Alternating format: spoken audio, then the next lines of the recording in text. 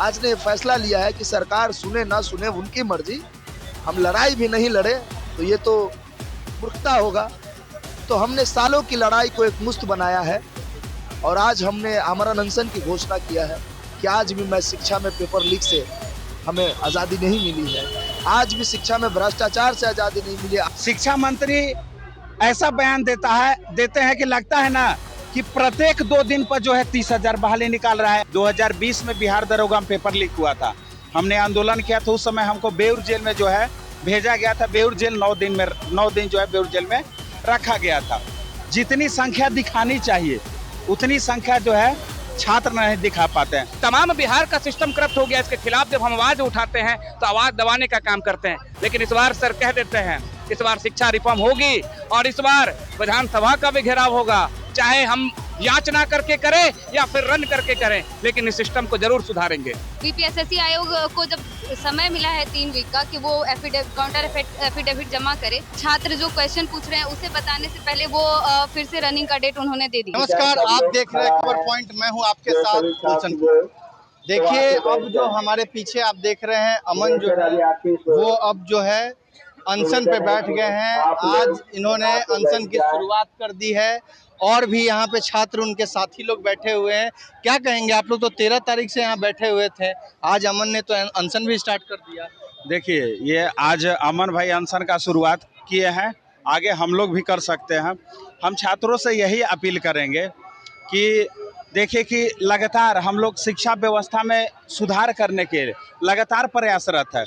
ये paper leak जो बिहार में लगातार हो रही है, पहला मामला नहीं है सर। 2020 से जो है पेपर लीक के खिलाफ आवाज़ उठा रहे हैं।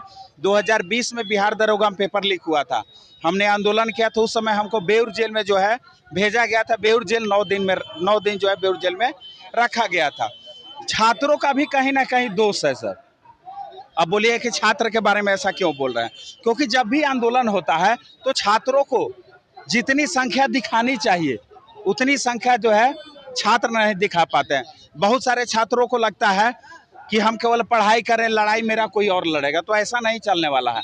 अगर आप चाह रहे हैं कि आपको इंसाफ मिले तो आपको जो है अपना लड़ाई खुद लड़ना पड़ेगा, क्योंकि हम लोग जो यहाँ पर लड़ाई लड़ रहे हैं किसी व्यक्ति विशेष की लड़ाई नहीं है, शिक्षा व्यवस्था में सुधार करने की लड़ाई है। आप देखिए कि बिहार दरोगा में मेंस में पेपर लीक हुआ, लाइब्रेरियन की बहाली 18 साल से नहीं दिया गया है।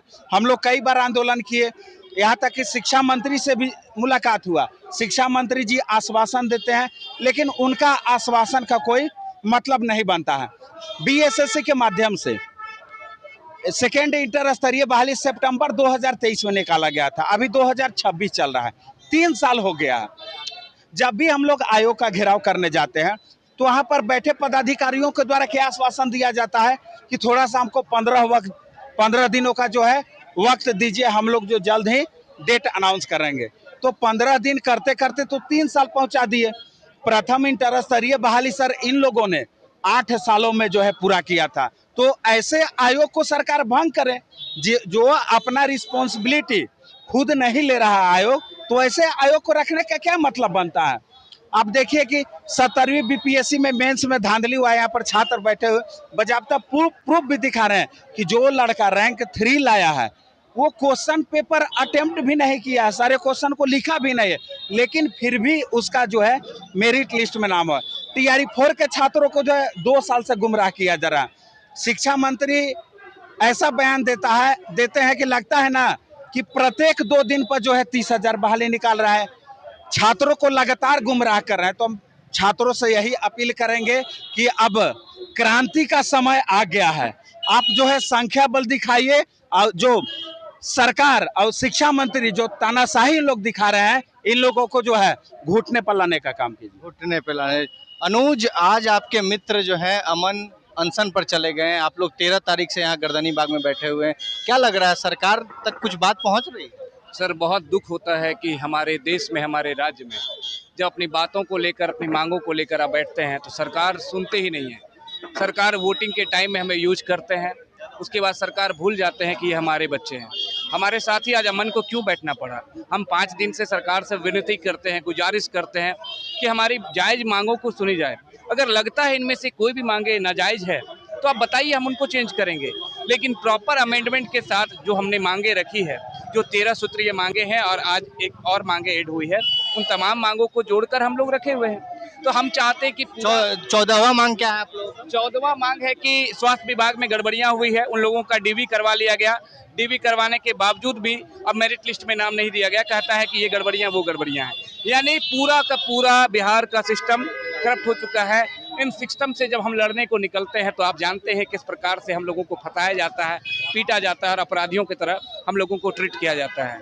हम लोग यहाँ सर सिर्फ इंटायर जो है एजुकेशन सिस्टम को चेंज करने आए हैं। हम चाहते हैं शिक्षा में रिफॉर्म हो, हम भी आपके साथ सहभागिता करना चाहते हैं।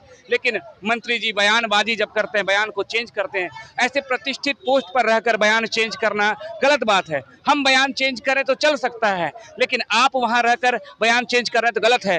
दरोगा के अभ्यर्थी आप देख पा रहे होंगे कि ये हाई कोर्ट जा चुकी है अपनी मांगों को लेकर और लगातार संघर्षरत हैं।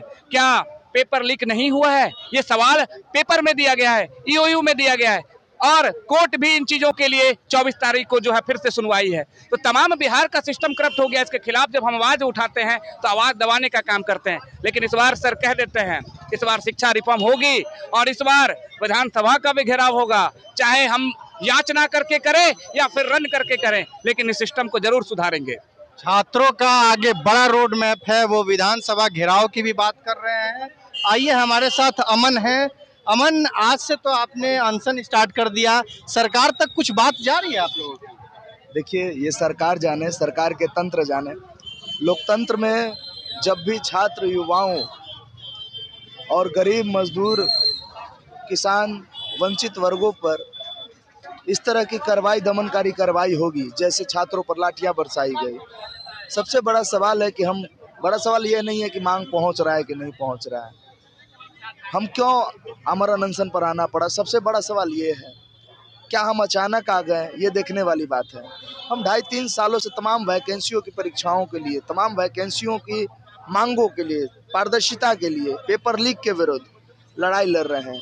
चाहे वो BSSC का मांग हो, विगत 3 सालों से लंबित है, चाहे वो TRE4 का मांग हो, विगत 2.5 सालों से लंबित है, लाइब्रेरियन का मांग 18 सालों से लंबित है। और सबसे बड़ा धांधली, दरोगा मेंस में स्वयं BPSSC आयोग ने FIR करवाई पूर्णिया और गया में, व्यक्तियों की गिरफ्तारी हुई, उसके बाद भी आपने मेंस का रिजल्ट जारी किया और मेंस को कैंसिल नहीं किया, क्यों? ये तो सवाल उठेगा साहब। अब तो उसका फिजिकल का भी डेटा गया। जिस दिन हम लोग आमरण अनशन पर बैठे उसी दिन फिजिकल का डेटा गया, जबकि छात्र लोग हाई कोर्ट में केस कर दिए। इतनी जल्दबाजी क्या थी? ना आप OMR शीट का कार्बन कॉपी देते हो, अलग अलग एग्जामिनेशनों के अलग अलग रोल नंबर देते हो एक ही फॉर्मेट के एग्जाम का, तो कैसे आप पारदर्शिता लाएंगे? तो इन तमाम मांगों के लिए हम लोग आज ने फैसला लिया है कि सरकार सुने ना सुने उनकी मर्जी, हम लड़ाई भी नहीं लड़े तो ये तो मूर्खता होगा। तो हमने सालों की लड़ाई को एक मुश्त बनाया है और आज हमने आमरण अनशन की घोषणा किया है।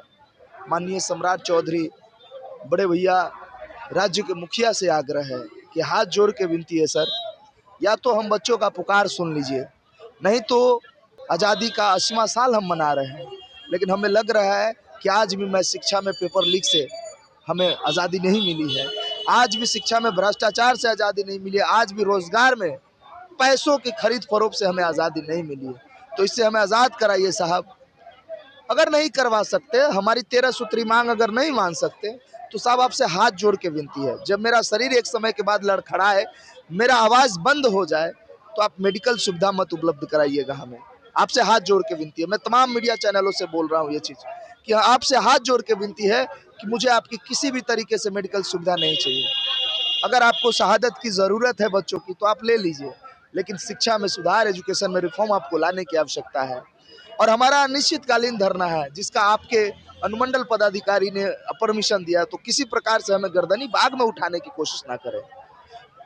मैं आपको वादा करता हूं सर, बिहार के युवा एक दिन अंगार भर के पटना की धरती पर आएगा।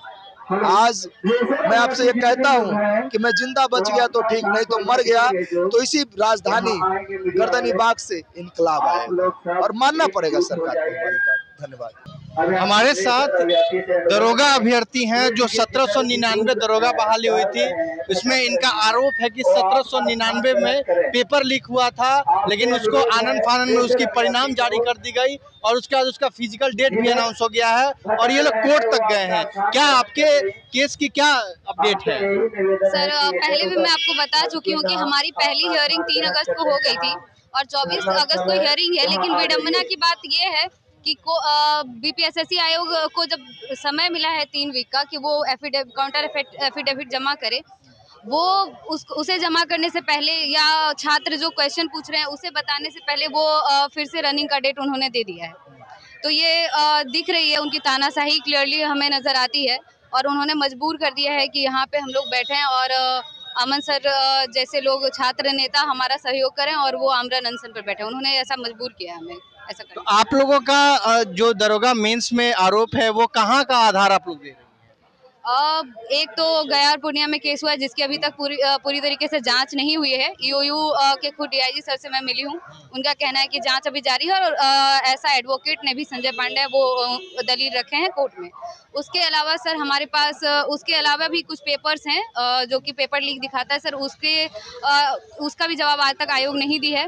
तो बहुत सारे सबूत हैं और सर अगर जो मैं बात करूँ परीक्षा पेपर लीक की, तो सर हमेशा जिस पेपर से मेरिट बनता है वही पेपर हमेशा लीक क्यों होता है?